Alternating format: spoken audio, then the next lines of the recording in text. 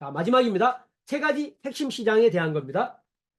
빨리 마무리하겠습니다. 이 부분은 좀 기본적 개념적인 이야기이기 때문에 좀 빨리 넘어가겠습니다.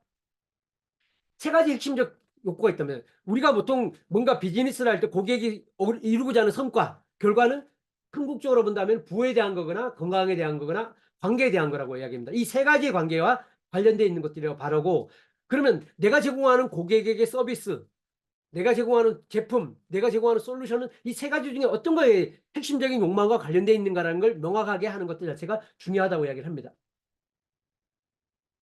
그래서 내 제품은 이들의 욕망 가운데 한 가지 이상이 적합하다는 것은 잘못된 생각인 겁니다.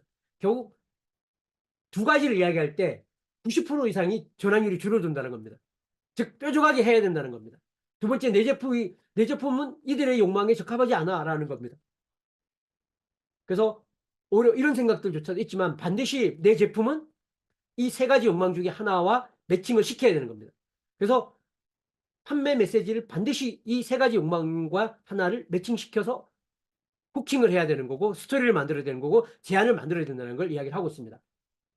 자, 시장은 뭐 부건강 관계에 관련해서 시장들이 존재하는데, 이미 많은 시장들이, 이런 어떤 하부 시장들이, 뭐 예를 들어서 부 같은 경우는 부와 관련된 하부 시장이 재정, 투자, 부동산, 판매 같은 게 있고, 관계 같은 경우는 사람, 연애 상담, 뭐 결혼 상담 이런 게 있다면은, 이런 시장은 이미 많이 레드오션 시장이 돼 있는 겁니다. 그래서 이런 시장에서 내가 새로운 뭔가 출발을 할 때, 프레임워크를 만들 때 좀 더 블루 오션을 찾아내는 것들이 중요하다고 이야기를 하고 있습니다.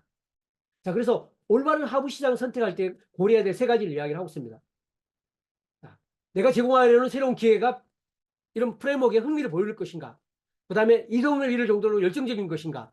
정부에 돈을 쓸 의사는 능력은 있는가? 이 세 가지 관점을 바라보면서 하부 시장과 세부 시장을 찾아야 된다고 이야기를 하고 있습니다. 그래서 부건강 관계의 이 세 가지 핵심 시장을 하부 시장에서 또 한 단계 더 깊이 들어가서 틈새 시장으로 나누는 것이 중요하다고 이야기를 하고요. 현재 이미 많은 시장들이 이런 어, 하부 시장 자체가 레드오션이 되어 있는 그런 상황이라기 때문에 새롭게 그 시장을 만들어내고 틈새 시장을 만들어내고 그걸 하나의 블루오션 시장으로 만들어내는 그런 고민들이 중요하다고 이야기를 하고 있습니다. 그래서 뭐 예를 들었는데, 예를 들면 이런 겁니다. 건강 핵심 시장이 하부 시장 영향이고, 틈새 시장 하면은 여러 가지 다이어트가 많은데 그중에 키토제닉 다이어트라는 이런 것들로 특화시키는 것들이라고 이야기를 하고 있습니다. 뭐 러셀 브런슨 같은 경우도 그런 이야기를 뒤에 가면 사례가 나오는데, 이미 마케팅 자동화라는 시장은 너무 많은 거예요. 그래서 러셀 브런슨이 만든 시장은 뭐냐면 터널이라는 시장을 만들어냈어요. 바로 그 부분이 지금 블루오션 시장으로 만들어냈던 겁니다. 자, 그래서 더 나만의 카테고리를 만드는 게 중요하다고 봅니다. 그래서 부라는 영역에서, 마케팅이라는 영역에서 러셀 브랜슨의 클리퍼너슨보다 세일즈 퍼널이라는 하나의 시장 영역을 만들어냈고, 그래서 이미 허브스팟이나 아니면 뭐 세일즈포스 같은 이런 대기업들, 그리고 이미 선두자들과 경쟁을 피하면서 나만의 시장을 만들어내는 그러한 포지셔닝을 성공적으로 했다는 겁니다. 그리고 그 시장에서 카테고리 왕이 되었던 겁니다. 그래서 틈새 시장의 카테고리 왕이 되기 위해서는 보통 이제 이 카테고리 왕 그 시장이 7, 80%의 시장을 장악을 하고, 나머지 사람들이 30%가 그 시장을 서로 먹기 위해서 피를 흘리는 그런 전쟁을 벌이고 있다고 합니다.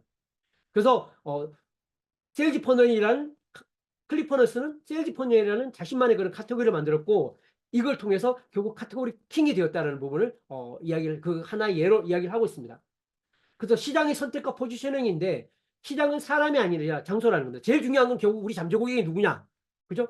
그들이 어디에서 우리가 제공하고자 하는 제품과 서비스를 구매하고 선택하느냐라는 것을 알아내는 거라는 겁니다. 그리고 어디가 시장이고 누가 꿈의 고객인지를 알아내는 것들이 가장 중요한 요소라고 이야기를 하고 있습니다.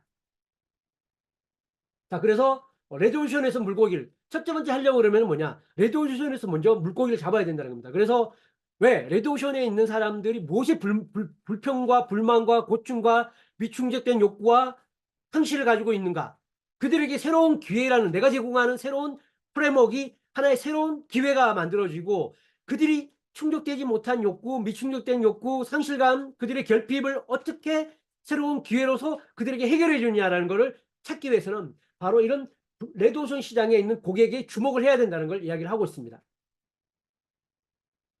그래서 세 가지 핵심 부류의 사람들이 존재한다고 합니다. 첫 번째가 뭐냐면 이미 어떤 브랜드의 극성 팬입니다.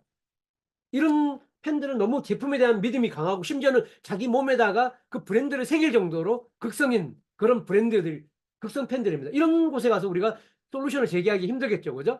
두 번째는 만족하는 고객들입니다. 극성 팬과 달리 사랑에 빠지지는 않았지만 그래도 쓰면서 만족하는 그런 고객이 있는 거고요. 세 번째는 뭐냐면 불만에 있는 사람들입니다.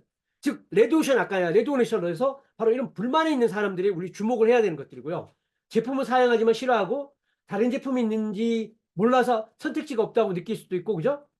그다음에 자신들의 욕구를 채워줄 더 나은 제품을 찾아 나서기도 하고 그죠? 그들이 사용하는 제품 단점을 나열하면 되는 거고 그들에게 신뢰를 얻고 교육을 하게 되고 그죠? 그들에게 새로운 경험과 좋은 것들을 제공하면 바로 내가 제공하고자 하는 새로운 프레임워크, 새로운 기회를 제공하면 바로 이들을 새로운 카테고리로 끌고 올 수 있는 그러한 요소라고 타겟이라고 보시면 될 것 같습니다. 경쟁 혹은 보완입니다. 근데 예를 들은 겁니다. 하나는 뭐냐? 오길비가 비누를 포지셔닝할 때 비누가 아니다. 도구는 비누가 아니다. 마치 그게 생각나죠. 침대는 그죠? 침대가 아니고 과학이다. 근데 사람들한테 포지셔닝이 제대로 되고 있죠. 요즘 광고 다시 침대는 과학입니다라는 게 다시 광고에 지금 등장하고 있더라고요. 그래서 도구는 사람들한테 새로운 포지셔닝을 한 겁니다. 기존 시장에 돌을 던지면서 도구는 비누가 아니다라는 걸 통해서 포지셔닝을 한 방식이고요. 거기에 비해서 보완 방식은 뭐냐? 오렌지 주스가 처음 나오게 된 게 뭐냐면은 여기서 선키스트가 나오게 된 게 뭐냐면은 선키스트가 오렌지가 풍년이 돼가지고 오렌지가 남아돌면서 오렌지 수요가 만들어지지 않자 이때 현대가공 광고의 아버지라고 그러는 엘버트 레커스가 한 방법은 뭐냐면 오렌지 착즙기를 만든 거예요. 그래서 착즙기를 하면은 사면은 한 봉지 오렌지를 무료로 주는 걸 하는 거예요. 이 방법을 통해서 오렌지를 다 소화해내고 오렌지 브랜드의 1위가 되는 그런 변화를 만들어낸 겁니다. 바로 이게 보완하는 방식을 통해서 시장에서 성공한 케이스라고 합니다. 자, 그래서 중요한 걸 앞에서도 이야기했지만 결국 시장은 사람이 아니라 결국 장소라고 이야기를 하는 겁니다. 왜 장소가 중요하냐? 우리 잠재 고객이 누군지 알아내고 어디에서 그들이 정보를 찾고 실제 구매를 하고 행동을 하는 걸 알아내는 게 중요하다고 이야기를 합니다. 자, 그래서 클리퍼너스는 웹사이트가 아니라 퍼널이라는 걸 통해서 바로 경쟁사와 차별화시키는 경쟁 전략을 포지셔닝 전략을 이용했다고 이야기를 합니다. 자, 이제 마지막입니다. 문제는 제품이 아니다라고 이야기를 하고 있고요. 어떤 유형이든 간에 포지셔닝 할지 생각지 않는다면 대부분 제품을 만들면 팔 생각부터 한다는 겁니다. 내 고객이 누구인지, 내 고객이 그 잠재 고객이 어디에 있는지, 어디에서 정보를 찾고 어디에서 구매를 하는지에 대한 걸 알아보지 않고 먼저 제품부터 만들고 팔 생각부터 한다는 거죠. 자, 그래서 먼저 어떤 유형의 포지셔닝을 할 건지에 대한 고민을 해야 된다고 이야기를 했습니다.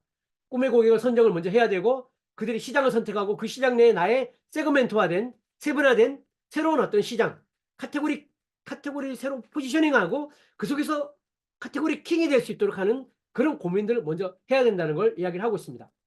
그러기 위해서는 뭘 해야 되느냐? 돈을 잘 벌려면 마케팅을 잘 해야 된다는 이야기를 하고 있고요. 그렇게 하기 위해서 최소한 자기가 빠르게 고객을 식별하기 위해서는 내가 해당되는 카테고리의 전문가를 20, 30명을 찾아서 그들이 제공하는 걸 모두 사용해보고 가르치는 바를 이해하는 게 중요합니다. 이걸 뭐냐면 우리는 퍼널 해킹이라고 이야기를 합니다. 이거 퍼널 해킹 부분이고요. 그래서 그 시장의 역사가 어떻게 됐는지 생태계가 어떻게 됐는지 이런 거를 이해하는 것 자체가 중요하다라고 이야기를 하고 있습니다. 자, 이상으로 첫 번째 운동 만들기 전문가 되기 과정을 발전을 마치도록 하겠습니다.